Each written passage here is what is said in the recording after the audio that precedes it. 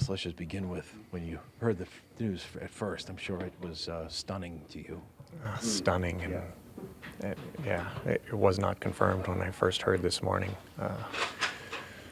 So you're hoping that something changes, but as the morning went on, it became evident that the tragedy was true, the rumor was true, and you immediately your thoughts go right to their family. They're such a close family, and you can't imagine how they're feeling now. I mean, we all feel a huge loss. They were special kids, and we're so fortunate to have had them in our lives at all, but now for their family, it's just unthinkable. When did you first meet them? Was it on a recruiting visit?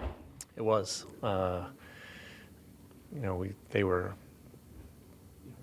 They were committed to Northeastern before we had ever seen them. They were young, and you heard whispers coming out that this kid is special, and his brother's very good as well. And then when you actually get eyes on him, you're like, wow, they are truly special. So then, when my coach York died, when Coach Cronin left Northeastern, we had them immediately, and it was clear the tightness between them, the bond between them, because they were going to school together. There was not even a thought about splitting up. So we were fortunate to have room and fortunate to persuade them to come. Our team at that time was some kids that they knew and made a good push to bring them both here. And I think it happened in probably August. Johnny shows up freshman year, pushes us over the edge to win that national championship 2012, and he gets the game clinching goal in spectacular fashion to boot. So at that time we were so fortunate that how it turned out. But then when you met them, you really wanted them, ability aside, you really wanted them on your team just because of the people they were, and you knew the intangibles that they would bring to the locker room. And I read reading stories on them this morning. Was it that Johnny basically said to Matthew, "Where do you want to go?" Because he was a little younger? That is the rumor, yeah. And glad Matty chose here.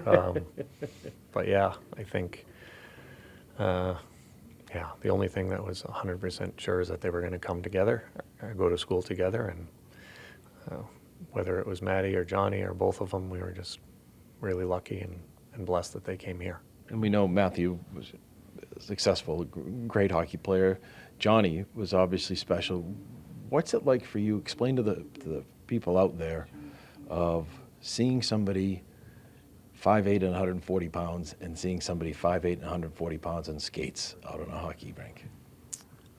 Yeah. I guess because we're on the inside, you can truly appreciate the genius that they had, both of them. To be able to not only navigate a game and not get killed, but to excel and make plays all over the place. I remember going to Johnny's first game in Boston Garden when he was at Calgary, and we were in the front row, and there were car crashes everywhere. And you thought, if Johnny gets in one of those, it's not going to end well, but he never did. He could outthink or anticipate what was going to happen, and again, not only survive but excel. It's truly incredible. Jimmy Montgomery told a story that Johnny had to go to the hospital because he had too much Nutella in him. I understand he was a sweet tooth guy. He was a sweet tooth guy, yeah. He would never say that his diet was a model to follow, but I guess, that's what it took for him to bring out his brilliance. So it was funny. I mean, the stories are endless about Johnny with food, and like whether he's pulling the crust off his bread or not eating, what we would consider maybe a really special meal, because he just liked what he liked, and it was pretty plain stuff, but it worked for him. Lastly, and unfortunately, I would think this puts into perspective what you do, the wins and the losses and life lessons for your kids. Yes, it does, exactly. And you have to remind, we get reminded painfully sometimes, like now, that as much as we push and try to win, that's really not the most important thing in the big picture. And it's the relationships you have and just the camaraderie that you have. And when you're part of a team, you get that bond between people. And it's a special bond that we all cherish. And then when something like this happens, you get reminded of how fragile it can be. So you have to appreciate the time you have with those special people and that bond you have.